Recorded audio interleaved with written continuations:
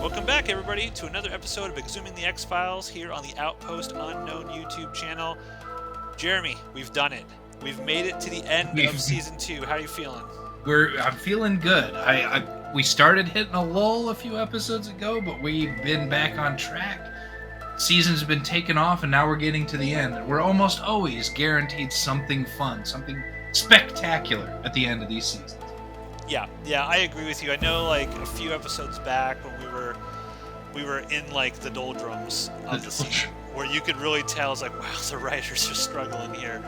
And I think we had even mentioned, like, are we going to go up? Are we going to go down? Like, how are these final 4 episodes going to shake out? And I've been very, very pleasantly surprised that we're on an upward trajectory, which means that Anasazi better deliver, because you would not want a finale of the X-Files to fall flat on its face and then, like, not have any interest in waiting that whole summer.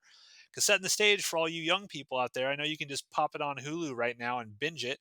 But back in the day, when the season finale aired, you weren't going to see another episode for 4, 5, 6 months, possibly. And so you had, like, an entire length of time where you were just like, when is X-Files going to come back on? What happened? So, Anasazi, let's get into it. What happens in the prologue here? Awesome stuff. This is one of the few episodes that I do remember from this season because it was such a big deal. It was such a big season ender. And I remember talking to both you and Braden about this episode the day after it aired because it Yeah. was like, holy shit, did you see this? Yep. So it starts out, we're on a reservation somewhere in New Mexico. There's an earthquake. Uh, there's this old Indian fella who says this really cool thing that the Earth has a secret to tell, and Yes. then he sends this kid out, his nephew or his grandkid or something, to go out and hang out in the desert by himself because that's what they do sometimes. Um, he goes up on this hill. He hangs out there for a little bit, but he sees that this earthquake must have unearthed something because there's like this shiny white edge of some object sticking out of the ground. So he goes and starts like brushing it all off, and then the next scene, the kid is back at his house. There's a bunch of neighbors hanging around. Like, what did he bring back? It's the body of a gray alien that's Yeah. emaciated. The eyes are all sunken in. The grandpa comes out and says, "It should be returned. Yeah, They put will that be back. coming." Yeah. And You then the better put that title back. screen. Yeah, it's an awesome opening for a season finale. We haven't had alien stuff in a bit, and so it's always good to get back to the sort of overall myth arc stuff here. And I remember, like, that shot of the alien in the prologue when it cuts to it, it's like seared into my mind. Like, I remember seeing it as a kid. It's still the actual makeup sort of, effect and prosthetic. It looks awesome today, holds up 100%, and I'm just like, oh yeah, cannot wait to see what happens here. The Indians have found the aliens. Oh, So after the title screen, we get a one real hacker. quick. Sorry, Oh, sorry, go ahead. I Go didn't mean ahead. to jump in. One quick thing: the title screen, instead of saying "trust no one" or anything like that, it has something in Navajo, and I assume that's what it's saying. I couldn't find anything online that said what that translated to, but it's actually written in Navajo. Wow, there's no Navajo to English translator anywhere. That sucks. I mean, I'm sure there probably is, but I couldn't find someone that had already done the work for me. As we Gotcha. learned in this episode, it's difficult to translate Navajo, Jeremy.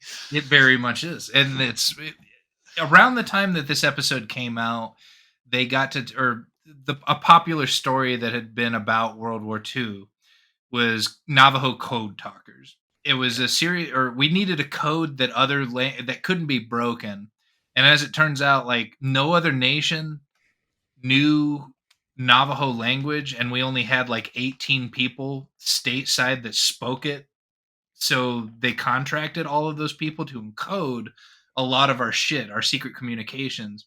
And they called these guys Navajo code talkers. And at the time of this episode, I want to say I'd recently seen like a news thing about like the last two were alive. and when they died, this language would just be buried with them, which is probably why you can't find a translation of what it says. Yeah, it's cool. It's cool. I would recommend people look it up. I think there's a movie about it. Maybe I Navajo think code talkers, yeah, I yeah. think there's a movie. Yeah, but it's cool. And so the episode begins. We have a hacker. He's dollar store Mitch Hedberg. Suddenly gets access to something. Like it tells him, access granted. He's like shocked. And like, yeah, he gets in, he starts doing this typing thing, and then all of a sudden there's this emergency call that goes around to different nations that are not speaking English. Like you can tell there's German, there's Mandarin Chinese, there's some other language. Eventually this chain call makes its way all the way around the globe to the cigarette smoking man, saying that, something got hacked, Yeah. some very secret MJ files, like the MJ majestic. documents. Yeah, Yeah. the Michael Jordan file. Yep. And he needs to do something about it. So he immediately conducts a raid on this guy's apartment, but dollar store Mitch Hedberg is not there. You remember a few episodes ago, I said the lone gunman had appeared for no reason to Yep. talk about a zoo. It was so that we would recognize that when they just walked into Mulder's apartment in this episode, we knew who they were. Because as an audience, we're fucking idiots. Yeah. So the lone Mulder and gunman his comes blue in. wife beater. Yeah. He's all sweaty, tired. Wasn't he Oh, basically sick this whole episode? yes, you will. This is sort Get of to it. Yeah, yeah. jump into it. Yeah, but yeah, he's not well. He's not acting like normal Mulder. And they need his assistance in finding this hacker that calls himself the Thinker. And the Thinker had left some location, some street address, and he says they're only going to meet with you, Mulder, so you got to go. Yeah, So he sounds like a goes, Spider-Man villain, the Thinker. the Thinker. He goes to meet this guy, and the guy has a disc that basically has all of the UFO files and mystery file weird shit that Mulder has wanted to know about, going all the way back to 1943 on a disc. And the guy is just like, you need to take this, you need to get the truth out there. And that's all he does. He doesn't want money, he doesn't want protection. Like he's just gonna fuck off Yeah, to somewhere else. He's just like, you need to. He's all about the truth, just like Mulder he is. So says it's like, all right, expose those rat bastards. and then gives him the disc and bounces. Yeah, and then presumably gets killed off screen by the cigarette smoking man. They're not gonna just let this guy live the rest of his life. Okay, I choose to believe he's hanging out with what's his face, the nightcap guy that got I want to abducted believe. many episodes I want ago. to believe that. Yeah. Okay, reality tells me something different. All right, so Mulder goes to work. He ends up like Scully goes into his office, says Skinner wants to see you. No, shut the door. You got to come check out this disc. I got it all. I've got all of this information. He pops it in and immediately fucking flips out because all of the words that he says are like all messed up. It's in garbledy-gook. He can't read it. It's like, Yeah. I can't believe I trust people. And he starts smashing up his office. He's acting strange. He Very, really very does. strange. He really does overreact about it. But Scully sits down and somehow just knows it's Navajo. No, her dad told her because she learned it from her dad, who was in the military, and he taught her about the Navajo code talkers. So she recognized some of the Navajo language. I put a note here, and I think I've mentioned this many, many episodes back. When will we ever get to see Scully's office? Like, I want to see where Scully works because she doesn't work in the same office as Mulder.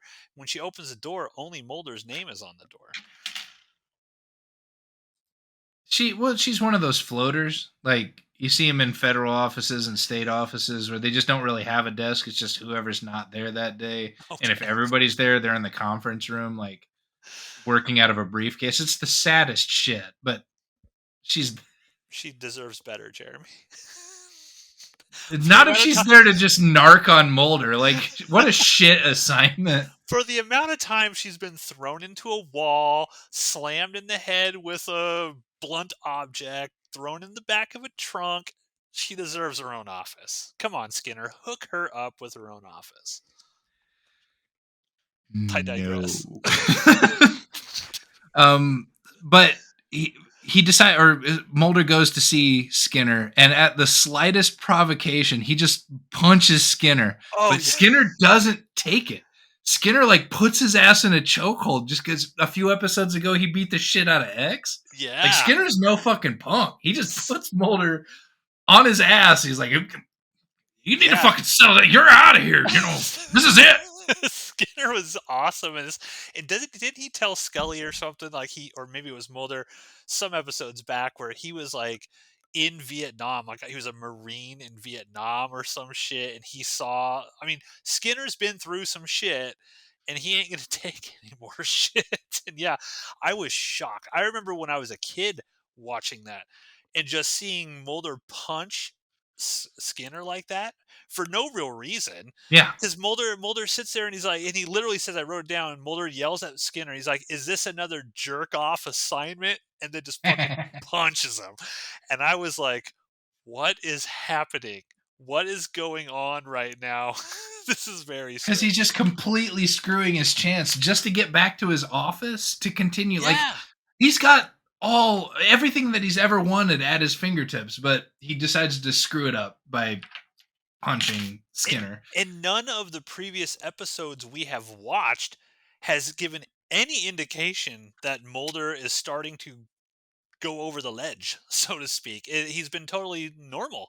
And then suddenly in this episode, he's not. And I'm like, what? It didn't make any sense for now, but we'll get there. Well, there's No. a reason for it. But he gets put on administrative leave or whatever. He's not fired outright, but then they bring in Scully and start grilling her like, "What do you know that you're not telling us? And if you don't tell us, you're going to get fired as well." Without chance of reinstatement. One of the Um dudes in that room that's talking to Scully is actually Chris Carter, by the way. So it's Chris Carter cameo, the guy with a kind of like the curly gray hair. That's a bad actor that's talking to Scully. That's Chris Carter. Fun fact. good for him. Glad he made it in. He got his SAG card with that, probably. The cigarette smoking man ends up visiting Mulder's father in the next scene. Was like, okay, where the Yeah, fuck is this going? They have a brief conversation where Mulder's father mentions that his name are in those stolen files, yeah. and this is brand new to all of us. Like, okay, what the fuck is he? I didn't know he was a government guy up The until this point. plot thickens. The plot thickens, and this is cool because there's this great line that cigarette smoking man has, and Mulder's dad is like, it's like the MJ file. Mulder's got it. I know Mulder's got it, and his dad's like, that should have been destroyed long ago.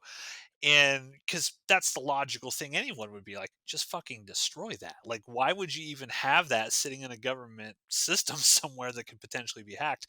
And Cigarette Smoking Man has this great line, and he's like, well, it should have been, but quote, regret is an inevitable consequence of life, unquote. And I was like, man, that's actually like profound.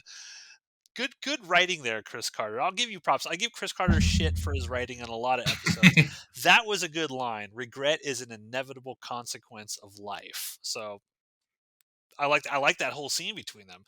Because you're right. You're like, what? How does Mulder's dad know about the cigarette smoking man? And you even it goes all the way back to that sequence. Was it Colony, the first episode where Samantha shows up, and when Mulder shows up at home, and you see Mulder's dad, but they have him silhouetted so it looks like it's the cigarette smoking man.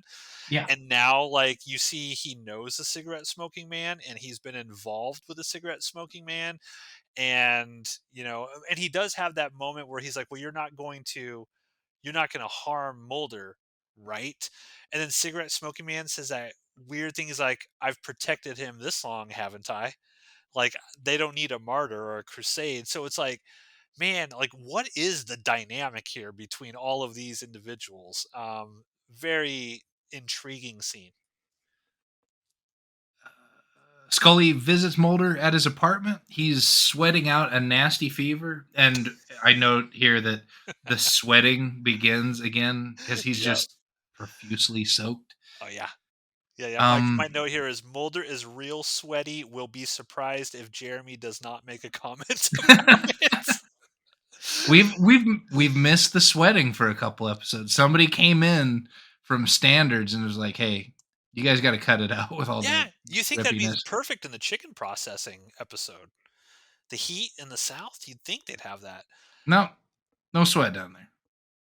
Just I do like Mulder screaming at Scully in this. I think this is a really good episode for David Duchovny to actually act, because Scully is saying something about, it's tough to find a code breaker, buddy, and he's like, find me someone who can break that code. I'm just he like, does.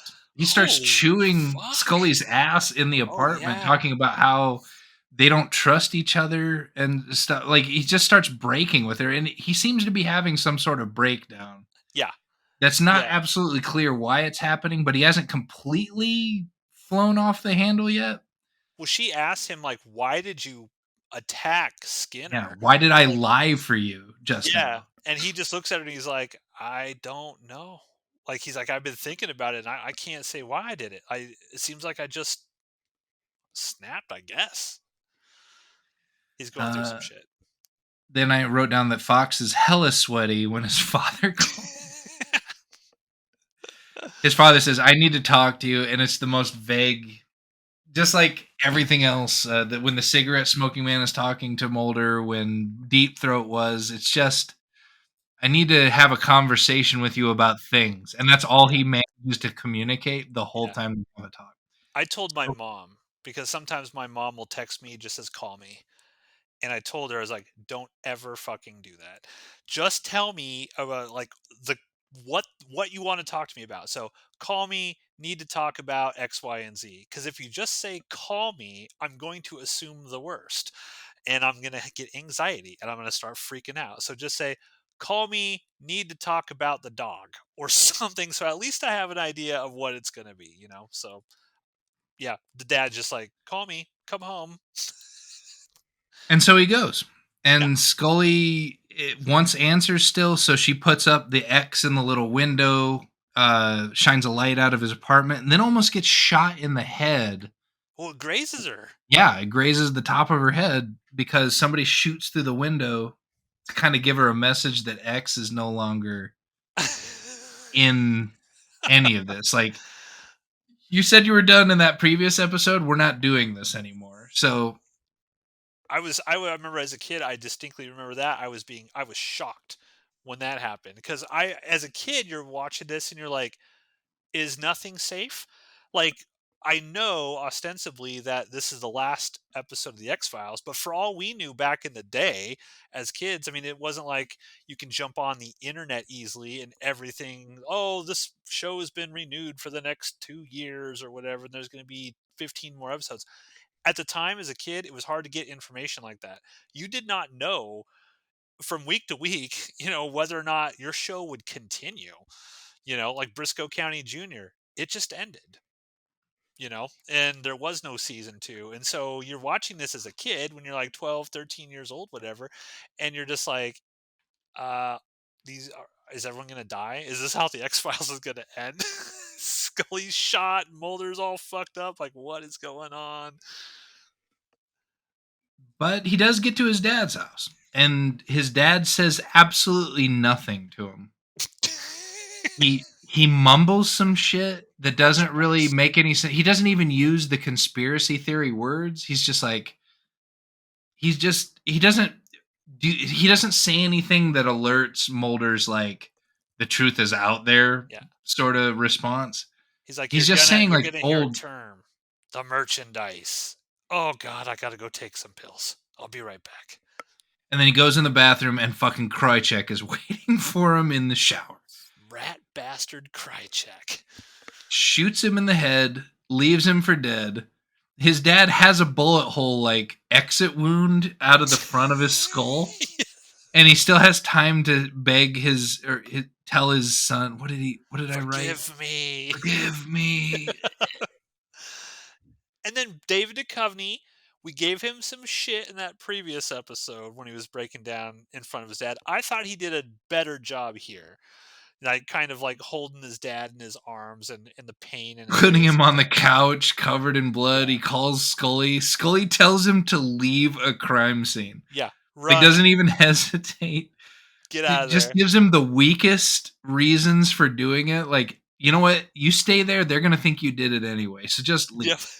So just commit a crime and go. Mulder's So the one that was like, I have to stay here.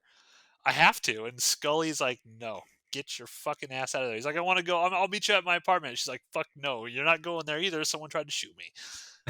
and I have a note here that's going or run in the face of what you just said about Mulder's acting. He is so sick in this episode that it excuses him from having to act for the rest of this episode. And I I, wrote that down because everything that pretty much happened after, like, I thought all the way through him laying his dad down on the couch and calling Scully was just like he was in shock, I guess. But it was just monotone. Like he's not really acting. He's just I feel like as we watch these X Files episodes, you are becoming more and more aggressively anti David Duchovny acting ability here. I think he's just a pretty face. I always thought that Okay. Gillian Anderson was the pretty face, but I've seen her chops. I've seen them since or season 1 and she really has something going on. I have yet to see anything out of Fox Mulder that's just like, wow, that Yeah. guy is killing it like Tony Shalhoub. He's not killing it like Tony Shalhoub ever. Yeah, he's just like cool, right? He's Yeah. like he's a cool guy, but if you're like, hey, is he gonna win an Emmy? Maybe he did. I don't know. I'll have to look up. Did David Duchovny ever get an Emmy nomination for his work on the X Files? I will look that up right now. Continue. And then yeah. Um and then what did he say? He has this angry moment with Scully over the phone that says, "You Yeah. have my files and you have my gun. Don't ask for my trust." Click. Scully's like, what the fuck? Like, What's what going is on? going on? Goes and investigates his apartment, and somehow that leads her to the basement where the water softening area is. And then she like notices that there's a brand new machine. And earlier in the episode, it should be noted that down the hall from Mulder, some lady murdered her husband in the middle of an argument with a gun. Yes.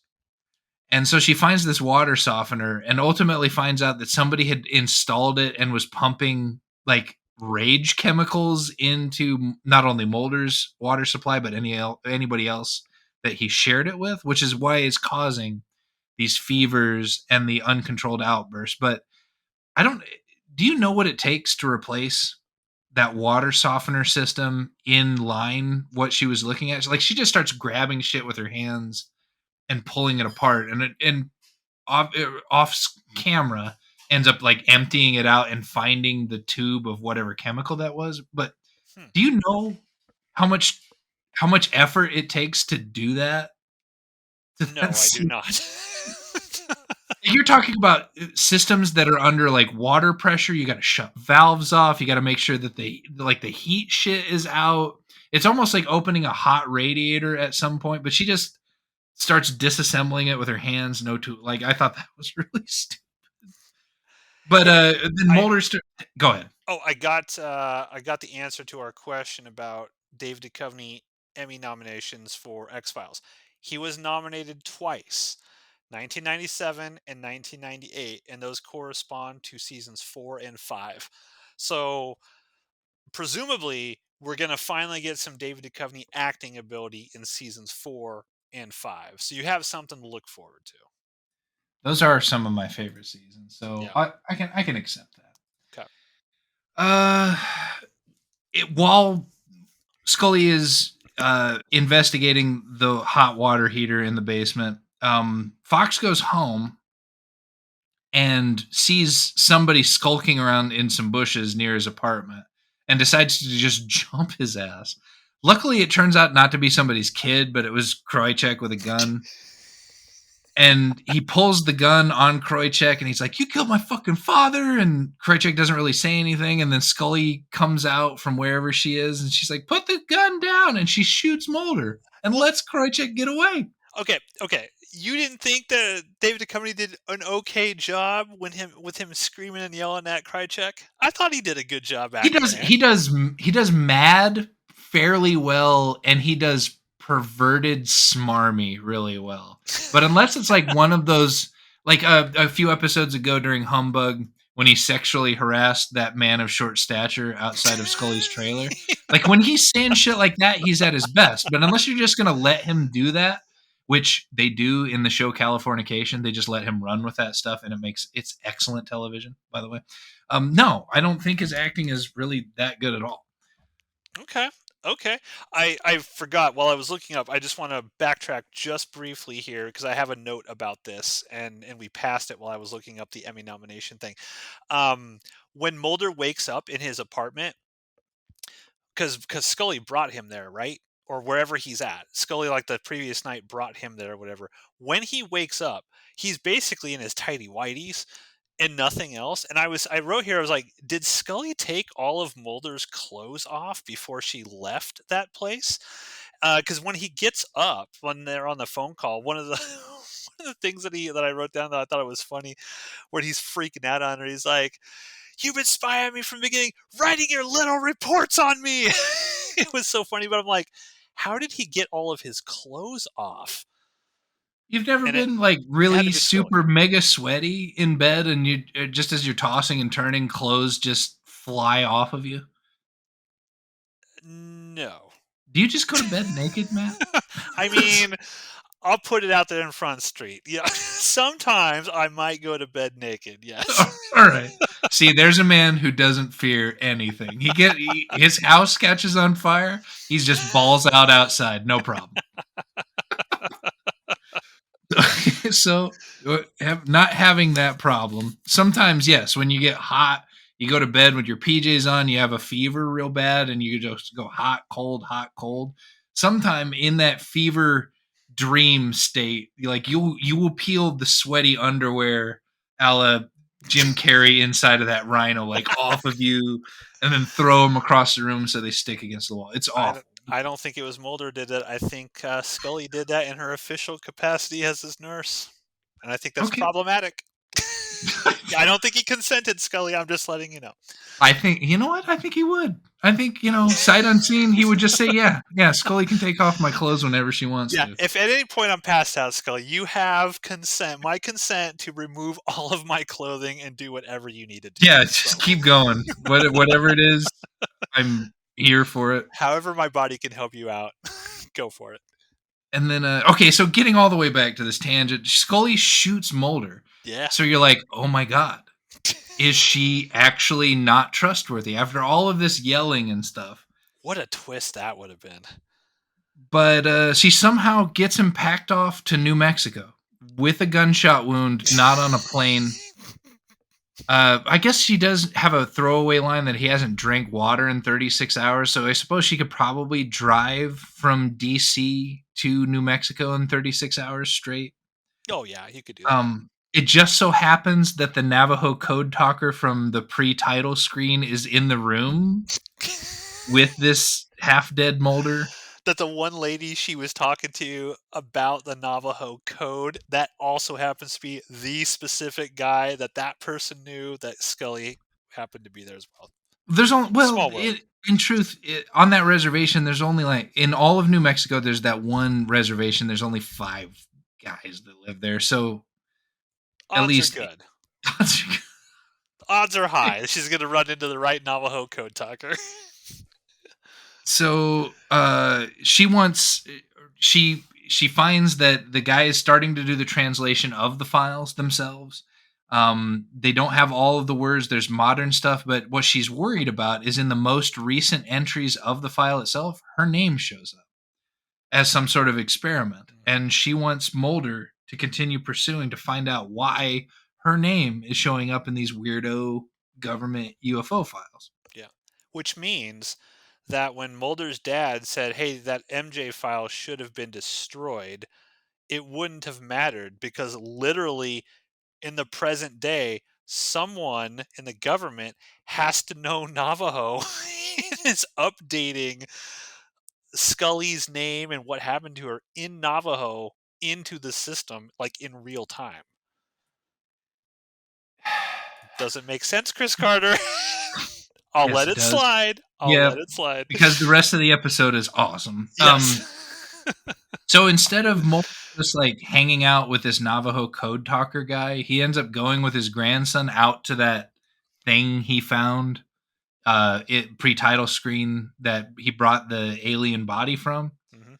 They find out it's a train car. They pop the hatch on it.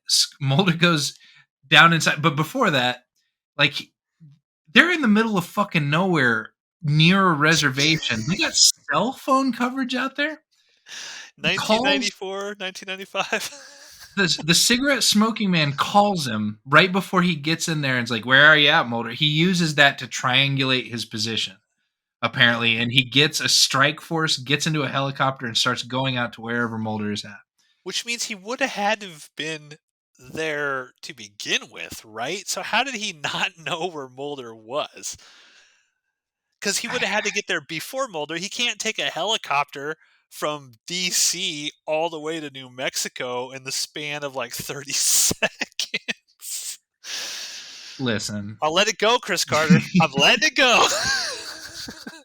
So they pop the hatch. They find out it's a train car. They pop the hatch. Mulder crawls down inside, and there are stacks of emaciated alien bodies stacked up to the Yeah. ceiling. So Like cool. finally, he can put his hands on the evidence, and somehow, in addition to being out in bumfuck, he can crawl down into the ground inside of a metal train car covered in dirt and just call Scully. Like it's 2024. We're on 5G. I'm not getting that service in my fucking basement. Well, how about this? He's been shot. He's literally been shot. Scully doesn't put his arm like in a makeshift sling or anything. It's literally David Duchovny just holding his arm to his chest and doing all of this shit with no pain, no anything. And I'm sitting here thinking like they could have done a little bit more to make it look like his arm was actually shot, but they didn't, and I'll No, let it slide. I mean he was like 80 years old a couple episodes ago. He's just fine now. Like this guy is Yeah, got Wolverine levels of healing factor. healing. Yep. He finds out that the merchandise, quote unquote, is these.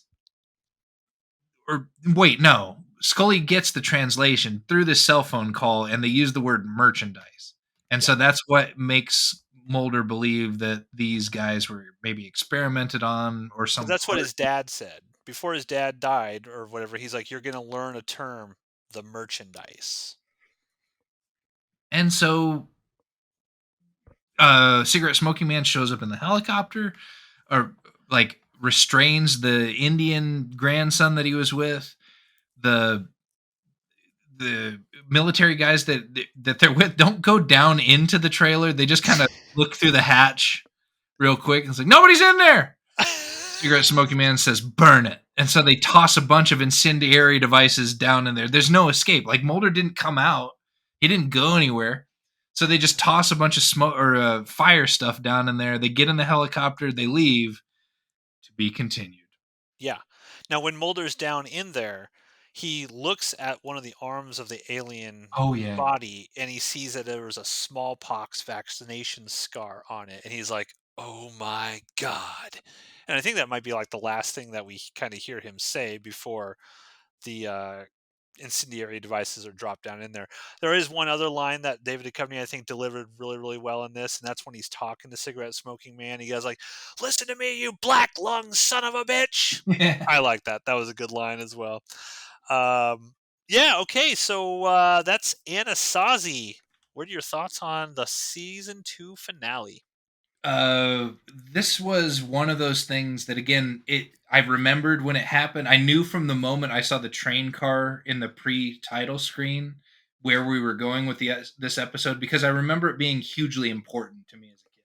Yeah. Like we didn't fucking stop talking about this episode for a few days after it had aired, because it was like, okay, we have a big chunk of the truth, but now, did Mulder die? Is he in the process of dying? Is he laying under a bunch of bodies or something? Yeah. Like, It was like, But how is he going to get out of this train car buried under the ground? sure. And now we have to wait until or season 3 just to find out. It's just one of those awesome cliffhangers that happens at the end of a television series that you just can't wait for the next one to come out. Yeah.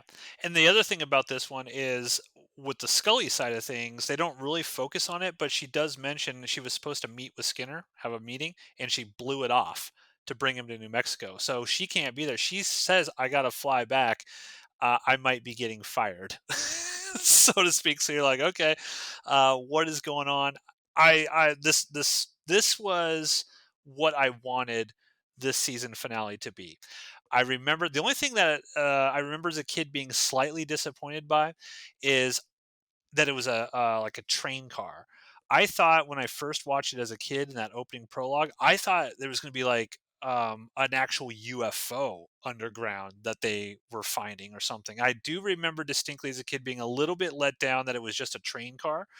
But other than that, everything in the episode I thought was cool. It does all the things that you want a good myth arc episode to do, which is expand kind of like the lore, give you more questions, make you go, what the fuck?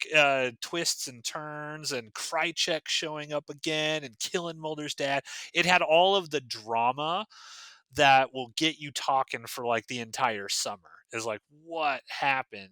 So yeah, I really dug this episode, and fantastic finale to season 2, and it makes me very excited to eventually watch the first episode of season 3, because I don't exactly remember how Mulder got out of the boxcar. Like, do you remember? Nope. Okay, Not a yeah. clue. So I don't remember, so it's going to be fun to revisit that and see how it all happened. So, some fun facts about this episode.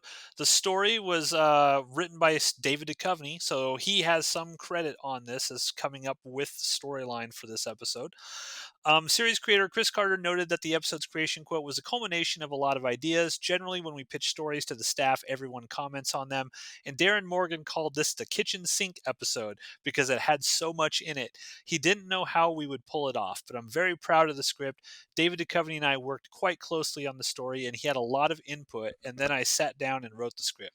He felt that the episode ended the season in the best manner possible, asking more questions than it answered.